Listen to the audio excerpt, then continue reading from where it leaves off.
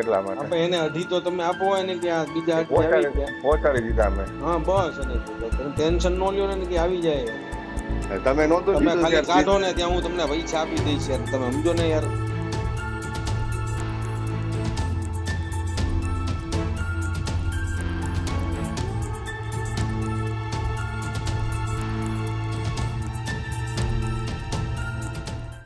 ભાવનગર શહેરના ક્રેસન્ટ વિસ્તારમાં આવેલી હિન્દુ માલિકીની કોમર્શિયલ મિલકત મુસ્લિમ વ્યક્તિને ટ્રાન્સફર કરવા માટે મંજૂરી મેળવવાના નામે એસડીએમના ડ્રાઈવર મોમિન્સ નામના શખ્સે 14 લાખ રૂપિયાની માંગણી કરી હતી, જેમાંથી 10 લાખ રૂપિયા લીધા હોવાના કથિત સીસીટીવી અને ઓડિયો ક્લિપ સોશિયલ મીડિયામાં વાયરલ થતા સમગ્ર મામલો બહાર આવ્યો છે.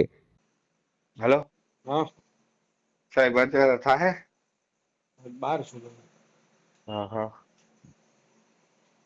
સાંજે જાઉં છું મેડમ ને લેવા, એટલા માટે આપણે એને અઢી તો તમે આપો હોય ને કે આ બીજા અઢી આવી ગયા. પહોંચાડી દીધા અમે. હા બસ એને તમે ટેન્શન ન લ્યો ને કે આવી જાય યાર.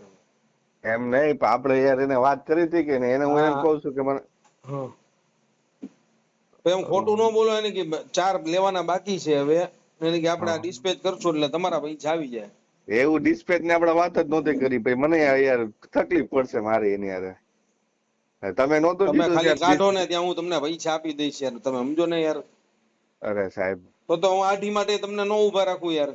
આ મામલે એસડીએમ પ્રતિભા દહિયાએ સ્પષ્ટતા કરતા જણાવ્યું હતું કે અશાંતધારા હેઠળ મળેલી આ અરજીને જાન્યુઆરી મહિનામાં જ નામંજૂર કરવામાં આવી હતી. ડ્રાઈવરે મારા નામે રૂપિયા લીધા હોવાની મને કોઈ જાણ નથી.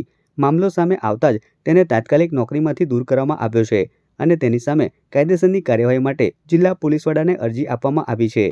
इसमें ये इन्फॉर्मेशन कल हमें भी मीडिया के थ्रू ही मिली। कल दिन में मुझे फ़ोन आए थे जब हमें पता लगा कि इस तरीके का कुछ चल रहा है, और शाम को जो एक वीडियो मेरे साथ शेयर हुआ सोशल मीडिया के थ्रू, तो उससे मुझे पता लगा कि वो मेरा ड्राइवर जो है, मेरे 2 ड्राइवर हैं, उनमें से एक ये भी गाड़ी चलाता है, दूसरा गाड़ी चलाता है, तो ये ड्राइवर किसी थर्ड पार्टी के साथ कि किसी फाइल में इससे मांग नहीं कर रहा है। नहीं, वो मुझे नहीं पता कि कौन सी फाइल की, हमको तो फाइल कभी नहीं पता था। कल जो मीडिया में आया है तो उसके बाद से हम उस चीज़ की तपास करवा रहे हैं कि किस रिगार्डिंग बात हो रही है। वो जो कल जितने की मांग नहीं कर रहा था वो कई फाइल्स में मांग रहा है, सिंगल किसी स्टैंड अलोन फाइल में मांग रहा है, तो वो हमारे पास अभी माहिती नहीं है, वो तपास हम उस चीज़ की करा रहे हैं। मैंने वीडियो देखा है, मैंने सुना है, अब वो मेरा नाम ले रहा है तो इसके साथ मेरा कोई इन्वॉल्वमेंट नहीं है। ड्राइवर हमारा रेगुलर स्टाफ नहीं होता जिसके साथ हम कोई अंगत बात करें। ड्राइवर आउटसोर्सिंग का स्टाफ है, उसके साथ वो सिर्फ गाड़ी चलाता है, और जो मेरे 2 ड्राइवर हैं, तो जो दूसरा ड्राइवर है कभी वो गाड़ी चलाता है, कभी ये गाड़ी चलाता है, तो उससे मेरी कोई आज तक कोई ऐसी अंगत बात हुई हो, मेरी कोई इन्वॉल्वमेंट उसमें नहीं है।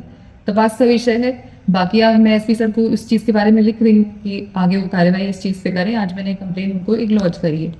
તો બીજી તરફ ભાવનગર જિલ્લા પોલીસ વડા નીતિશ પાંડેએ જણાવ્યું હતું કે અશાંતધારા હેઠળ પોલીસ તરફથી કોઈપણ અરજીને મંજૂરી આપવામાં આવી નથી.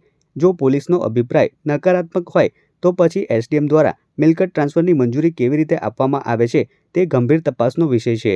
અશાંતધારા બાબતે જે છે જ્યારે પણ કોઈ મિલકત ટ્રાન્સફર થતું હોય તો પોલીસના અભિપ્રાય લેવામાં આવે છે.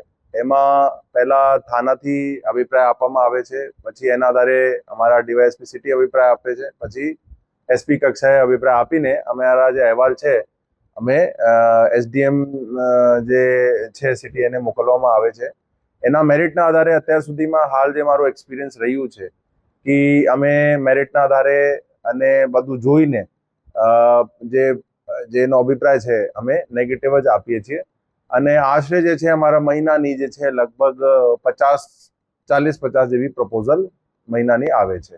આ તરફ ભાવનગર જિલ્લા કલેક્ટર ડોક્ટર મનીષ કુમાર બંસલે આ મામલે જણાવ્યું હતું કે તંત્ર મોટું હોવાથી દરેક બાબત પર નજર રાખવી શક્ય નથી. નિયમ મુજબ પોલીસમાં જાણ કરી યોગ્ય તપાસ કરવામાં આવશે. આ કેસમાં કેટલાક લોકો સંડોવાયેલા છે તે પણ બહાર લાવવામાં આવશે. સાથે જ તેમણે ઉમેર્યું હતું કે અશાંતધારા સંબંધિત અંતિમ નિર્ણય એસડીએમ દ્વારા લેવાતો હોય છે. નહીં, કાલે સોશિયલ મીડિયા અને આજે ચેનલ મારફતે ખબર પડી કે આ પ્રકારનો વિડીયો એનો ડ્રાઈવરનો એમાં સીસીટીવી ફૂટેજ અને ઓડિયો મીન્સ કે એના ક્લિપ વગેરે છે. તો એના પ્રમાણે અમે લોકો જે પ્રતિભાને કીધું છે કે ભાઈ એના ઉપર જે કમ્પ્લેન્ટ વગેરે લોજ કરવાની છે નીતિ નિયમ પ્રમાણે અમે પોલીસમાં જાણ કરશે અને પછી એના આગળની તપાસ થશે એમાં કે ભાઈ કોણ ઇન્વોલ્વ છે ને કોણ નથી. ઓર્ડર કરી શકે કે કરાવી શકતો હોય, પણ ઓફિસમાં આ ફોટો પાડી લીધું હશે ફાઇલ, કારણ કે ફાઇલની મૂવમેન્ટ સેંકડો ફાઇલ દરેક દિવસમાં એસડીએમ ઓફિસમાં, કલેક્ટર ઓફિસમાં કે બીજા કોઈ પણ ઓફિસમાં મીન્સ કે થાય છે મુવમેન્ટ એની, તો કોણ કર્મચારી શું કરી રહ્યો છે એના પર 100% તો નજર અમે લોકો નથી રાખી શકતા કે અત્યારે ક્યાં છે. પણ ફોટો પાડી લીધા હશે પણ એના ઉપર 100% કાર્યવાહી થશે. એમાં કોઈ નહીં આઈએએસ માટે કોઈ નિયમ નથી બ્લુ પેન કે બ્લેક પેન કે એનો. અને બાકી પ્રતિભા પોઝિટિવ જે ઓર્ડર હતો 20 તારીખનો અને પછી કહેતા હતા કે બી 23 તારીખે નેગેટિવ કર્યો હતો કારણ કે એને કોઈ બીજો કોઈ મીન્સ કે ધ્યાનમાં આવ્યો છે, તો આ તો એસડીએમ જ કહી શકે છે બી કારણ કે આ ઇન્ડિપેન્ડન્ટ ડિસિઝન જે છે નિર્ણય છે એસડીએમનો જ હોય છે.